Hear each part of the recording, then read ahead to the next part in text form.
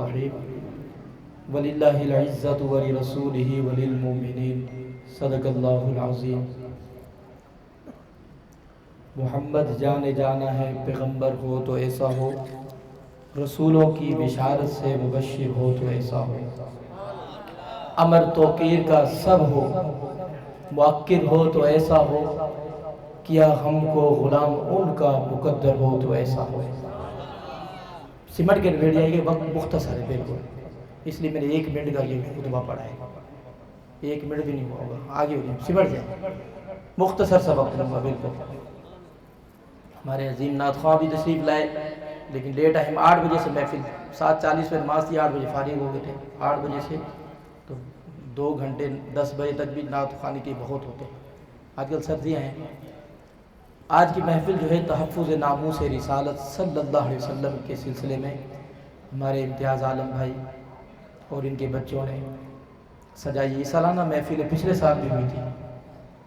حضور کا ذکر خوش نصیب لوگوں کو ملتا ہے۔ انہوں نے یہ محفل کا انعقاد کیا، کتنے سارے لوگ آ کر بیٹھ گئے، اس ٹائم پہلے آپ کیا کرتے ہوں گے، لیکن کچھ بیٹھنے کا سما تو ملا نہ، کہ کچھ دیر اللہ اور اس کے رسول کی بات سنیں گے، ذکر سنیں گے۔ اللہ رب العالمین نے محبوب علیہ السلام کو دنیا میں مبعوث فرمایا تو بے بہا رحمتوں، برکتوں اور عزتوں کے تاج پہنا کر بھیجا۔ کائنات میں جتنا بھی حسن و جمال ہے سب رحمت دو جہاں کے قدموں کا صدقہ ہے، اور کائنات کی مخلوقات کو جتنی بھی عزتوں کے تاج ملے ہیں آقا صلی اللہ علیہ وسلم کے صدقے سے ملے ہیں۔ انسان کو جو فی احسن تقویم کی صورت میں بنایا ہے رحمت دو جہاں کا صدقہ ہے۔ وَلَقَدْ كَرَّمْنَا بَنِي آدَمَ کا تاج جو پہنایا ہے سرکار کا صدقہ ہے۔ اللہ رب العالمین نے انسان کو جو اشرف المخلوقات بنایا ہے حضور صلی اللہ علیہ وسلم کے صدقے سے بنایا ہے، کہ یہ تمام مخلوقات سے اللہ رب العالمین کو محبوب ہے انسان۔ اس وقت محبوب ہے جب یہ اللہ رب العالمین کی اور اس کے رسول کی اطاعت کرے، جب اللہ اور اس کے رسول کی اطاعت کرے۔ کیوں کہ فرمایا وَلَقَدْ زَرَعْنَا لِجَهَنَّمَ كَثِيرًا مِنَ الْجِنِّ وَالْإِنسِ لَهُمْ قُلُوبٌ لَا يَفْقَهُونَ بِهَا وَلَهُمْ أَعْيُنٌ لَا يُبْصِرُونَ بِهَا وَلَهُمْ آذَانٌ لَا يَسْمَعُونَ بِهَا أُولَٰئِكَ كَالْأَنْعَامِ أُولَٰئِكَ بَلْ هُمْ أَضَلُّ أُولَٰئِكَ هُمُ الْغَافِلُونَ، کہ جو اللہ اور اس کے رسول کی اطاعت سے روگردانی کرتے ہیں وہ انعام ہیں، جانور ہیں، بلکہ اس سے بھی بدتر ہیں۔ تو یہ عزتیں اور عظمتیں جو ملی ہیں آپ صلی اللہ علیہ وسلم کے کلمہ کی برکت سے ملی ہیں اور مومنین کو ملی ہیں۔ آیہ کریمہ میں اللہ رب العالمین نے فرمایا وَلِلَّهِ الْعِزَّةُ، اور عزت اللہ کے لیے ہے، وَلِرَسُولِهِ، اور اس کے رسول کے لیے ہے، وَلِلْمُؤْمِنِينَ، اور اس کے مومنین کے لیے ہے۔ یہاں مختصراً ایک بات عرض کرتا چلوں، معاذ اللہ بعض لوگوں نے یہ بھی لکھا کہ معاذ اللہ کہ اللہ کے رسول کی عزت اللہ رب العالمین کی بارگاہ میں معاذ اللہ ایک چماڑ کی جیسی ہے، اس طرح بھی کتابوں میں لکھا۔ لیکن اللہ رب العالمین نے جس رحمت دو جہاں کے صدقے ساری کائنات کو عزتوں کے تاج پہنائے ہوں گے، اس رحمت للعالمین کی اپنی عزت اور مرتبے اور مقام کا کیا اس کی شان ہوگی، کہ جس کے صدقے ساری کائنات اللہ رب العالمین نے سجائی ہے، جس کے صدقے ساری کائنات کو رب العالمین نے عزتوں کے تاج بنائے، مرتبے، مقام، عظمت، رفعت، بلندیاں عطا فرمائی ہیں، تو اس نبی محتشم کی اپنی کیا شان ہوگی، رسول اللہ صلی اللہ علیہ وسلم کا اپنا مرتبہ اور مقام کیا ہوگا۔ حضور آئے اس وقت بھی آقا کی عفت و عظمت اور شان اور مرتبہ مقام بلند تھا، آپ نہیں آئے تھے اس وقت بھی چرچا تھا، آپ دنیا سے رحلت فرما گئے اب بھی چرچا ہے، اور تا قیامت آپ کا چرچا اور عفت اور عظمت اور عزت رہے گی اور یہ بڑھتی جائے گی۔ آپ صلی اللہ علیہ وسلم کو اللہ رب العالمین نے اپنا محبوب بنایا تو محبوب جس کو بنایا جاتا ہے اس کو عزتیں عطا فرمائی جاتی ہیں، رفعتیں عطا فرمائی جاتی ہیں، بلندیاں عطا فرمائی جاتی ہیں، مرتبہ اور مقام عطا فرمایا جاتا ہے، اور پھر وہ جس کو چاہے جتنا عطا فرما دے اس سے پوچھنے والا نہیں ہے۔ کیوں ھذا عطاؤنا فمن او امسک بغیر حساب، کی یہ ہماری عطائیں ہیں، آپ جس کو چاہیں بانٹ دیں یا اپنے پاس روک کر رکھیں، بغیر حساب ہم آپ سے کچھ نہیں پوچھیں گے۔ یہ حضور کو اللہ نے اتھارٹی عطا فرمائی۔ ایسے نہیں کہ حضرت ربیعہ جب حضور کو وضو کراتے تھے، حضور صلی اللہ علیہ وسلم ایک دن جوش رحمت جوش میں آیا، فرمایا صل یا ربیعہ، مانگ ربیعہ، کیا مانگتا ہے؟ تو ربیعہ کہتے ہیں ان المرافقۃ فی الجنہ، یا رسول اللہ جنت مانگتا ہوں، پھر جنت میں آپ کا ساتھ مانگتا ہوں۔ ورنہ کہتے جنت اللہ نے دینی ہے، رسول کہاں سے؟ لیکن جنت بھی مانگی اور اپنا ساتھ بھی مانگا کہ اپنا ساتھ بھی عطا فرما دیں۔ تو حضور صلی اللہ علیہ وسلم جس کو رفعتیں، بلندیاں، مرتبے، مقام، عظمتیں عطا فرمائیں، فرما سکتے ہیں۔ آپ مختار کل ہیں، دنیا میں جس کو جنت چاہیں دے سکتے ہیں۔ عشرہ مبشرہ کیا ہے؟ ان کو حضور کے صدقے جنت ملی ہے، حضور کے صحابی بننے کے صدقے ان کو جنت ملی ہے۔ آپ صلی اللہ علیہ وسلم نے ایسے لوگوں کو جو چھوٹی چھوٹی باتوں پر سالوں لڑتے تھے، ایسے شیر و شکر بنا دیا۔ ایسے لوگوں کو جو ایک دوسرے کا جھوٹا تک نہیں پیتے تھے، ایسا ان کو اپنا تابع اور غلام بنایا کہ لعاب دہن بھی چہروں پر مرنے کے لیے مچلتے تھے، منہ مبارک کو لیٹنے لیے تڑپتے تھے کہ ہمیں مل جائے۔ ایسا ان کو اپنا محبوب بنایا، اپنا مقرب بنایا، ان کے ساتھ ایسی محبت عطا فرمائی، ان کے ساتھ ایسا قرب دکھایا کہ وہ آپ کے دیوانے ہو گئے۔ مدینہ ابھی مدینہ نہیں تھا، یثرب تھا۔ یثرب کے بازار میں ایک تاجر، یہودی تاجر اپنا مال و سامان بیچ رہا تھا۔ اس کا سارا سامان بک گیا، سارا مال بک گیا، مہنگے داموں بکا۔ ایک اس نے غلام لیا ہوا تھا جو ابھی لڑکا تھا، کمزور سا تھا، وہ نہ بکتا تھا۔ صبح سے شام تک گرمی کی حالت میں وہ نڈھال تھا، تو وہ نہ بکا۔ لیکن ایک عورت آئی، اس نے اس کو دیکھا تو اس نے کہا یہ غلام مجھے دے دو۔ اس یہودی نے جتنے داموں لیا تھا اتنے ہی اس کو فروخت کر دیا۔ اس نے ابھی کلمہ نہیں پڑھا تھا، ابھی یثرب تھا، مدینہ نہیں بنا تھا۔ اس کے دل میں رحم دلی تھی، اس نے اس کو خریدا۔ مکہ سے ابو حذیفہ ابھی ایمان نہیں لائے تھے، وہ تشریف لائے یثرب۔ جب اس کو پتہ لگا کہ ایک غلام سارا دن کسی نے نہ خریدا، کمزوری اور نکاحت کی وجہ سے ایک عورت اس کو خرید کر لے گئی ہے، تو آپ نے اس عورت کو، اس لڑکی کو نکاح کا پیغام بھیجا۔ اس نے قبول کر لیا، اس سے نکاح ہوا۔ پھر یہ تینوں مدینہ یثرب سے روانہ ہوئے۔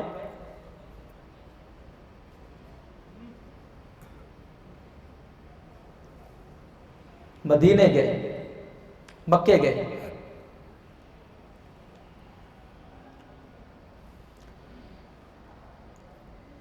مکے ہجرت آپ صلی اللہ علیہ وسلم نے ابھی ہجرت نہیں کی تھی۔ جب مکے گئے، حضرت عثمان بن عفان، یہ ابو حذیفہ کے دوست تھے، انہوں نے کہا یہاں اللہ کے رسول نے نبوت کا اعلان کیا اور میں نے کلمہ پڑھ کے میں مسلمان ہو گیا، لہٰذا اب جو دوستیاں تھیں، جو تعلقات تھے وہ ختم۔ کہا اتنی سالوں کی دوستی تو ایک کلمہ پڑھنے پر ختم کر رہا ہے؟ کہا ہاں، اس رسول کی محبت اور اس کا کلمہ ہی ایسا ہے، اگر میرے ساتھ دوستی رکھنی ہے تو اس نبی کا غلام بننا پڑے گا۔ ابو حذیفہ نے کہا چل مجھے لے چل، حضور کی بارگاہ میں لائے، کلمہ پڑھایا، مسلمان ہو گیا۔ ابو حذیفہ گھر آیا، اپنی بیوی سے کہا کہ میں کلمہ پڑھایا ہوں، مسلمان ہو گیا ہوں، تو بھی غسل کر اور اس نبی کی بارگاہ میں چل، کلمہ پڑھ، مسلمان ہو۔ وہ دونوں، وہ غلام بچہ اور وہ اس کی ابو حذیفہ کی زوجہ، حضور کی بارگاہ میں گئے، کلمہ پڑھا، مسلمان ہو گئے۔ جب گھر آئے، ابو حذیفہ نے اس غلام سے، اس بچے سے کہا کہ تو آزاد ہے، اب تو جا۔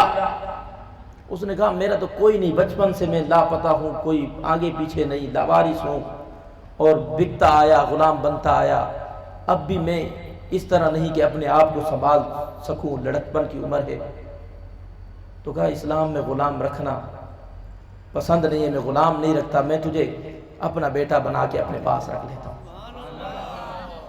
اب جب غلامی سے بیٹے پر آ گئے تو پھر مسلمان بھی ہو گئے، تو پھر انہوں نے سرکار صلی اللہ علیہ وسلم کی بارگاہ میں دے دیا۔ اب آتے جاتے قرآن یاد کرنے لگ گئے۔ وہ غلام جو یثرب سے بکتا ہوا ابو حذیفہ کے ساتھ مکے آیا، قرآن یاد ہو گیا، وقت گزرتا رہا، وقت نے جزارت لائی۔ مختصراً آپ صلی اللہ علیہ وسلم مدینہ ہجرت کر کے چلے گئے، پیچھے سے یہ بچہ جوانی کی دہلیز پر قدم رکھ لیا، قرآن اس کے اچھے طریقے سے اس کو یاد ہو گیا۔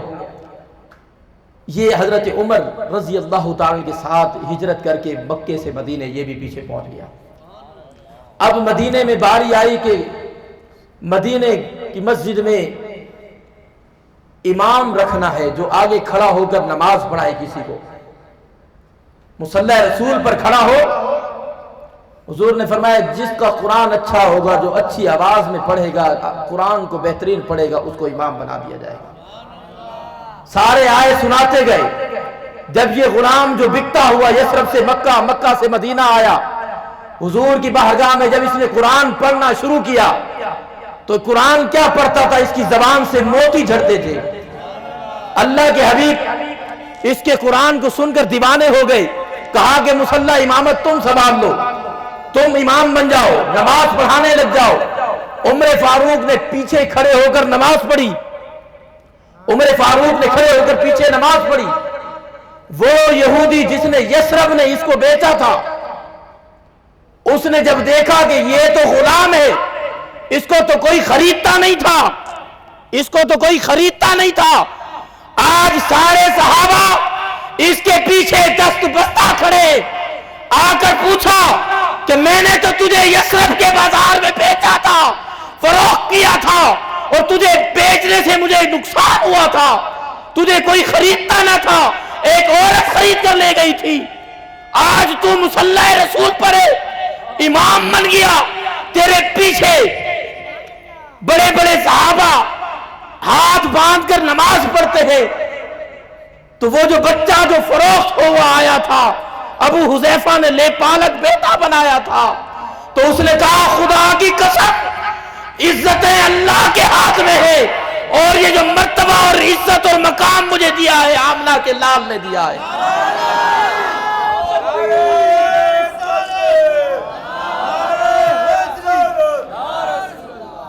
میں غلام تھا، کوئی پوچھتا نہ تھا، آج غلام کو آقا نے امام بنا دیا، آج غلام کو آقا نے امام بنا دیا۔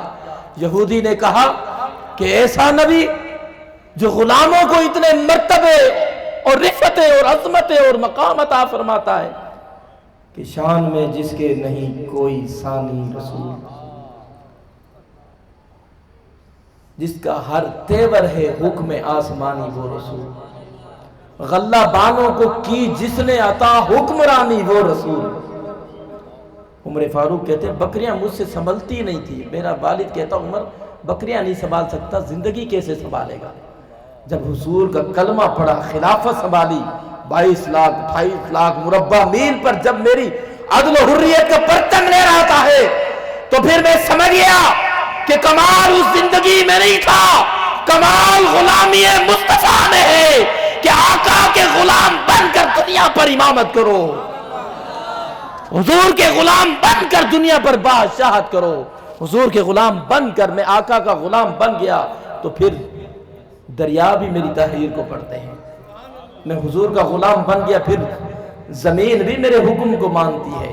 حدیث شریف کے زلزلہ آیا، درہ مارا، تھم جا، رک جا، کیا عمر نے تجھ پر عدل نہیں کیا؟ رک گئی۔ ہوا بھی میری آوازوں کو میلوں دور پہنچاتی ہے، حضور کی غلامی کا سبب ہے۔ کہ اللہ رب العالمین جس کو عزتوں کے تاج بناتا ہے، وہ آمنہ کے لال کے قدموں کا صدقہ ہے، جو سالوں لڑائیاں ختم نہیں ہوتی تھیں، لیکن جب آمنہ کے قدموں میں آئے شیر و شکر ہو گئے، روحا ماؤ بینہم، ایسے رحم دل ہو گئے کہ پہلے آپ 3 دن کے بھی بھوکے یا پیاسے ہوتے، پانی کا پیالہ کہیں سے آ جاتا تو پہلے دوسرے کو تھما دیتے کہ یہ پی لے. ایسا ان کو اثار کرنا بتا دیا. یہ عزتیں، یہ بلندیاں، یہ رفعتیں، یہ مرتبے، یہ مقام جو کائنات کو ملے ہیں اور لوگوں کو ملے ہیں، سب آقا کے صدقے ملے ہیں. خدا کی قسم، ابن جوزی نے لکھا کہ اگر رحمت دو جہاں دنیا میں رحمت للعالمین بن کر نہ آتے تو ہمارا بھی حضر بنی اسرائیل کے لوگوں جیسا ہوتا کہ گناہ کرتے اور ان کا گناہ جو ہے عیاں ہو جاتا. ان کی کوئی عبادت اللہ کی بارگاہ میں قبول نہیں ہوتی تھی. ان کی کوئی عبادت اللہ کی بارگاہ میں قبول نہیں ہوتی تھی. قبول ہوتی یا نہ ہوتی دنیا والوں پر عیاں ہو جاتی، دنیا والوں کو پتہ لگ جاتا کوئی بھی عبادت کرتے. لیکن یہ رحمت للعالمین کا صدقہ ہے کہ اس رب نے عزتوں کے تاج پہنا دیے، عزتوں کی مالائیں پہنا دی، عزتوں کی براقیں پہنا دی، عزتوں کے پردے پہنا دیے، عزتوں کی پوشاکیں پہنا دی کہ جتنے بھی گناہگار ہو جاؤ دنیا میں عفت و عصمت تمہاری برقرار رہے گی. وہ تعلق جو ہے رب کے درمیان تمہارا رہے گا. رب جانے اور بندہ جانے کہ کتنے اس کے پاس گناہ ہیں اور کتنی اس کے پاس عبادتیں ہیں. آمنہ کے لال کے صدقے کائنات کو عزتیں ملی ہیں اور خود رحمت للعالمین کی اپنی عزت اور رفعت اور مرتبے اور مقام کا کیا حال ہوگا؟ کیا حال ہوگا؟ جو رحمت تو جہاں ہے، جو والی بے کسائیں، اس کی اپنی عزت اور مرتبے اور مقام کا کیا حال ہوگا؟ زمین پر بھی اس کی حکومت ہے، عرش پر بھی اس کی حکومت ہے، فرش پر بھی اس کے حکم چلتے ہیں، عرش پر بھی اس کا حکم چلتا ہے. کائنات کو جدر کر دے، ذرہ کر دے، برہ کر دے، اس سے کوئی پوچھنے والا نہیں. رب نے اس کو عطائیں عطا فرمائی ہیں. ھذا عطاؤنا فامنن او امسک بغیر حساب. یہ ہماری عطائیں ہیں، امسک اپنے پاس روک کر رکھ، جب لٹا دے. فامنن، منہ یمنو کے معنی لٹانے کے اور یا تقسیم کر دے، بانٹ دے، تجھ سے کوئی پوچھنے والا نہیں ہے. اللہ کے رسول صلی اللہ علیہ وسلم نے فرمایا، اللہ رب العالمین کمی پیشی معاف فرمائے کہ میرے رب نے مجھے زمین کے خزانوں کی کنجیاں عطا فرمائی ہیں، میں جس کو چاہوں جیسے عطا کر دوں. میرے رب نے مجھے عزتوں کے تاج پہنائے ہیں، جس کو چاہوں جیسے دے دوں. میرے رب نے مجھے مختار کل بنایا ہے، جس کو چاہوں جتنا دے دوں.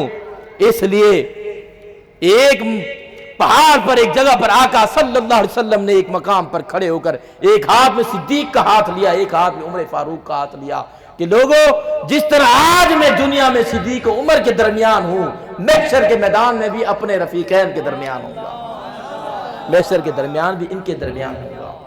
اللہ رب العالمین نے محبوب علیہ السلام کو عزتوں اور رفعتوں اور بلندی اور مرتبے کے تاج پہنائے ہیں. ناموس رسالت حضور صلی اللہ علیہ وسلم کی عفت عظمت کو کوئی گھٹا نہیں سکتا. کوئی مسلمان ہو، معاذ اللہ مسلمان تو کر ہی نہیں سکتا.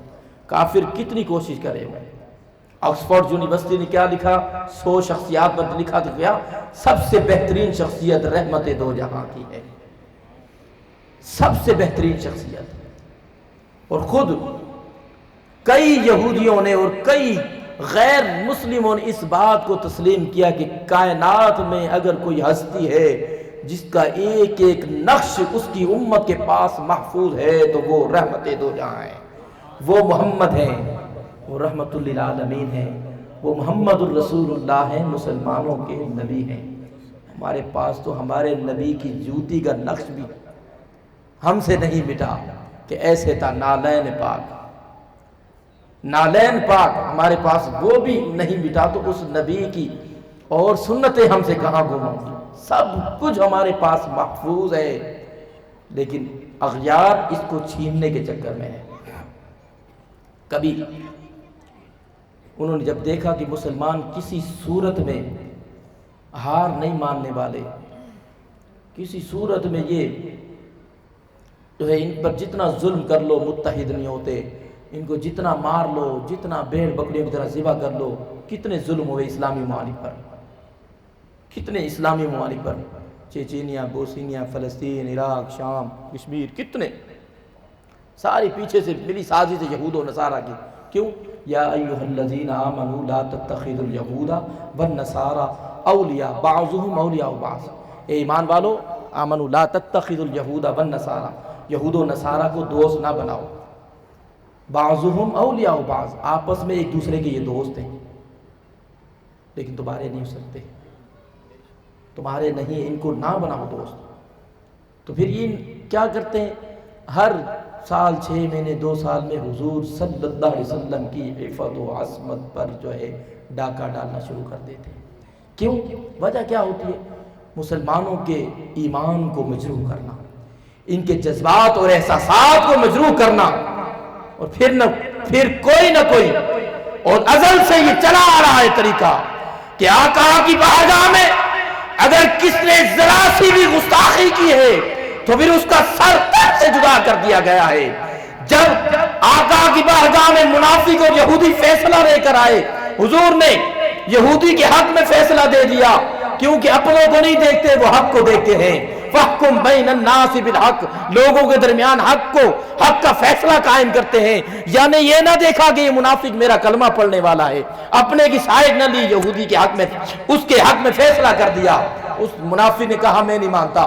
صدیق اکبر کی بارگاہ میں پہنچ گئے. صدیق اکبر شفیق دل تھے، رفیق دل تھے، رحماء بینہم تھے. کہا میرے آقا نے جو دیا ہے وہ صحیح ہے، میں اسی پر متفق ہوں.